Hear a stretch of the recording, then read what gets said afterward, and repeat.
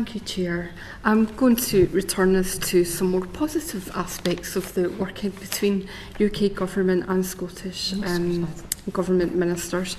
Can I ask which policy areas you see as being a priority for closer cooperation going forward?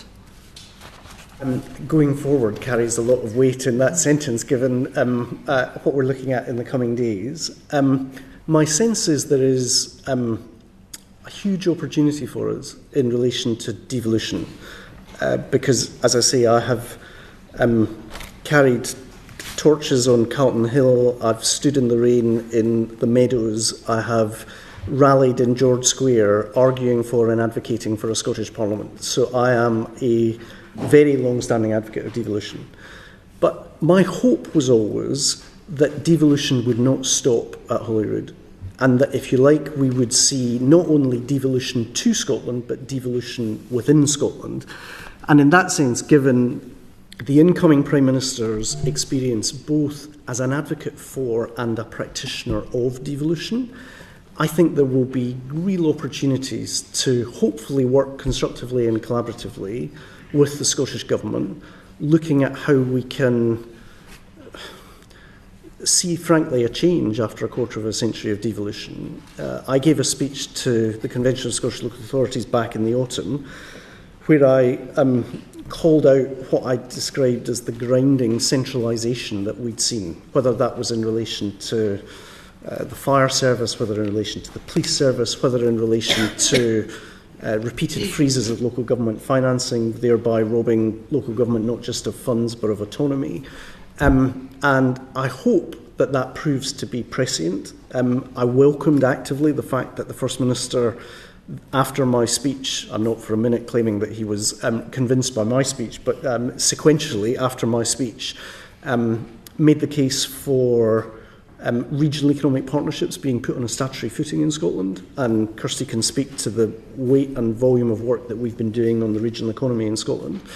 And so in that sense, I hope that as we look ahead to the Scottish Government's programme for government being published in September, given the arrival of a new Prime Minister who has so transparently evidenced in Manchester the capability to use devolved powers effectively to drive city regions' economic growth and prosperity, that some of that thinking will cross the border and will inform and shape Scottish Government thinking ahead of their programme of government. Well, you did preempt my next question, because I haven't had a local government background. I know how important it is that there are greater powers and greater autonomy for our councils in Scotland, but also our regions. I think there have been long-standing calls for further devolution out of Holyrood to our regions and local authorities. Ms McNeill, you wanted to come in there? If you don't mind, Chair.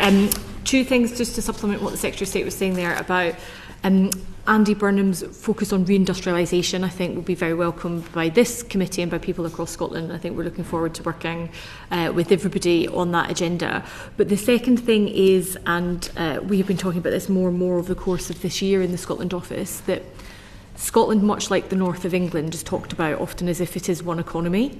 And actually, as we all know so well, Scotland has a number of regional economies. And I think one of our tasks in the Scotland office in the coming year will be to take the industrial strategy, which has a very welcome focus on sectors that map very closely with Scotland's high potential growth sectors.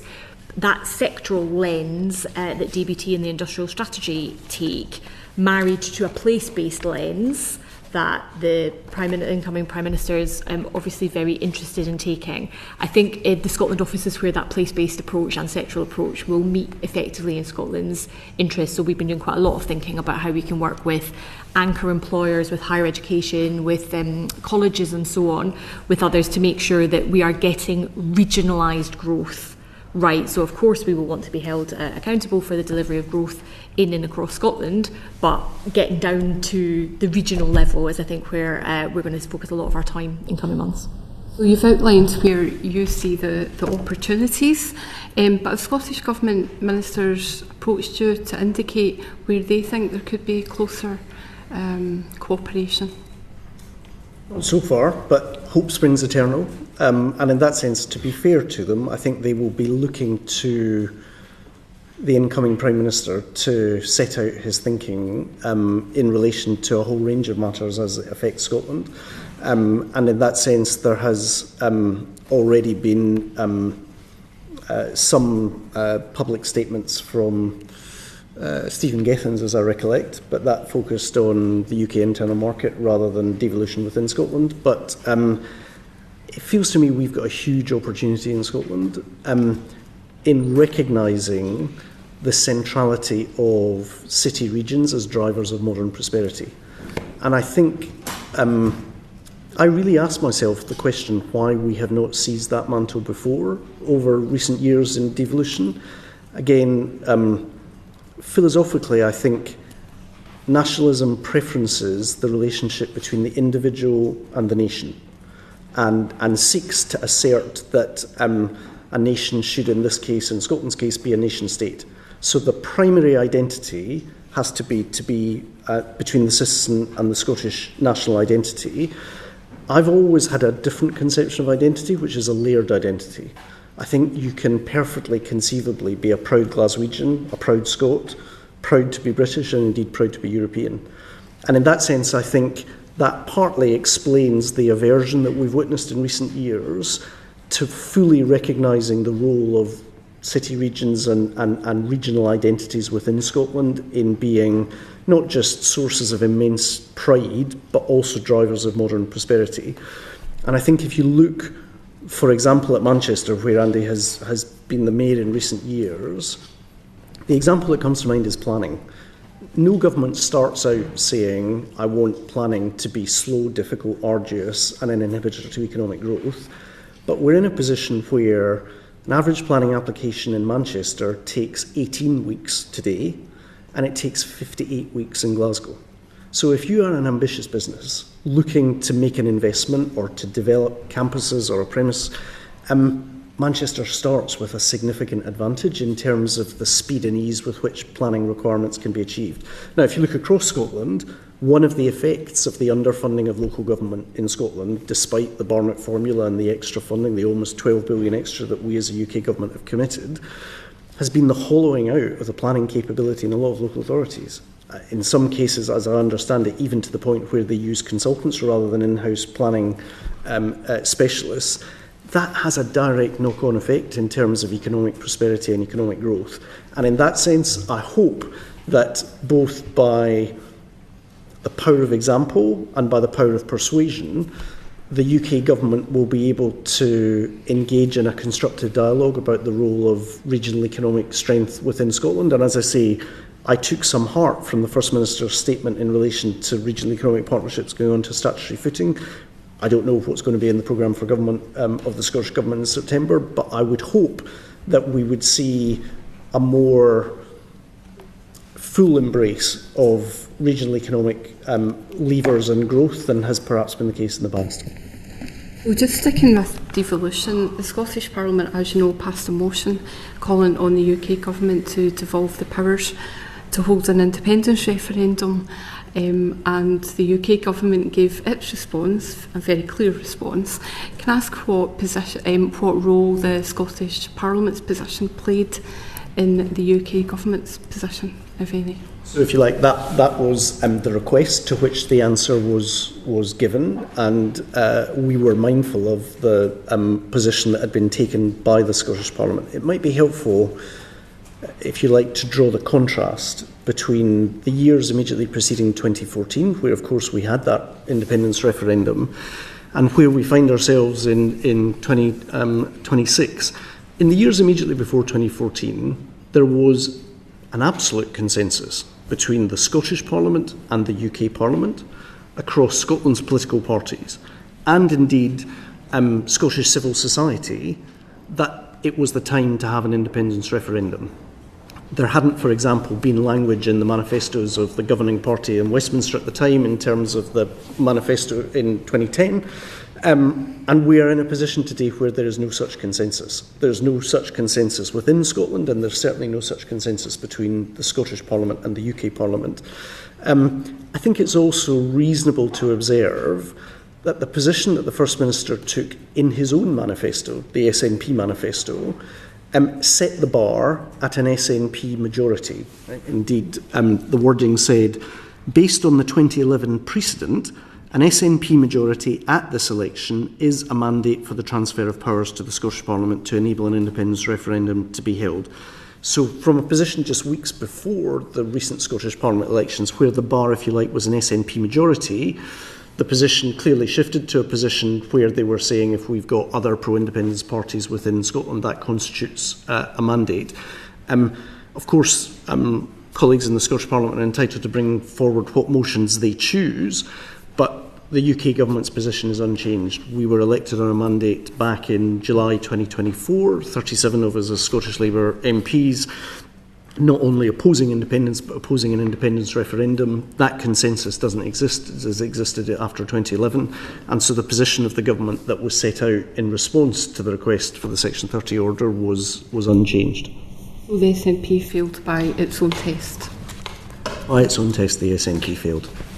The Scotland Office main estimate for this year allocates nearly 60 million for investment zones and green free ports. So I'm just wondering why you're bypassing the Barnett formula and allocating funding directly rather than including it in the general block grant. So I think the Scotland Office main estimate is about 15.8 million for this year and is in relation to the running costs of the Scotland Office. So I wonder, is that in relation to the main estimate for a different department? No, this is specifically about the money allocated towards investment zones and green free ports and why the money is going to those areas rather than being wrapped up in the general block grant. I see. So it's not Scotland Office. It's not Scotland Office funding. It's through other government departments directly. It's about the direct funding. I mean, there are different policy decisions are made by ministers about the appropriate way for money to be distributed. There are some areas where money would be included in the block grant, and there are some areas where there is a choice about whether that funding is directed directly to the delivery partner or would be Barnettised and passed over to the Scottish Government for them to make choices. Sorry, Kirsteen, that was my fault because we also have main estimates for the department itself. So apologies, I shouldn't have directed that to you. That was entirely my fault. I mean, the UK government places an enormous premium on growth, and we will continue to want to make investments directly in Scotland that drive growth that is strategic for the country as a whole. Okay. So in terms of the industrial strategy zones, what additionality are they delivering rather than just displacing economic activity from other areas of Scotland? So in terms of investment and jobs? So I think, as I mentioned earlier, I would describe the first period of this government as being around we had a number of manifesto commitments. We obviously had a mission around growth. The first year or so of this government I would characterise as really focusing on bedding in the policies and the changes we wanted to make on what we believe drive local growth. We've set up 4 different local growth funds to try and drive that. We've created the industrial strategy. We've done the small business strategy. We've done a number of policy development. There have been a number of policies in the development phase to try and set the foundations for growth. I think we now, and I've made this undertaking in public when I was at the Prosper conference, and I'm very pleased to repeat it here, I think we now need to move into very intensive, what I would characterise as more workshopping phase with the businesses, organisations that we think will drive regionalised growth. So we have made bets historically, whether it's on free ports or investment zones, but we actually now need to drill down with big local employers, I say with the skills system in each of Scotland's regions to say, how are these bets working for you? Are there UK government investments and interventions which you consider duplicative? Are there places where things are falling through the gap? And crucially, and again I've said this in public many times, what Scottish stakeholders want to see from us when they are making investments is that there has been an intelligent conversation between UK government, Scottish government and local government as it pertains to a place, to make sure that the investments are mutually reinforcing and that policies aren't pulling in different directions. So I hope you will see from the Scotland Office and indeed from the rest of UK government in coming months a much more kind of granular workshopping approach where we work with partners to really identify where there are gaps and where there are duplications. So would it be fair to say then that that direct investment is really aligned to the industrial strategy and your focus on place-based investment? Yes, and as I say, I hope we have seen since this government came in a real focus on place-based growth, but I think that will only be further illuminated by, the incoming Prime Minister's talked about growth in every single postcode. So that is the new government's ambition.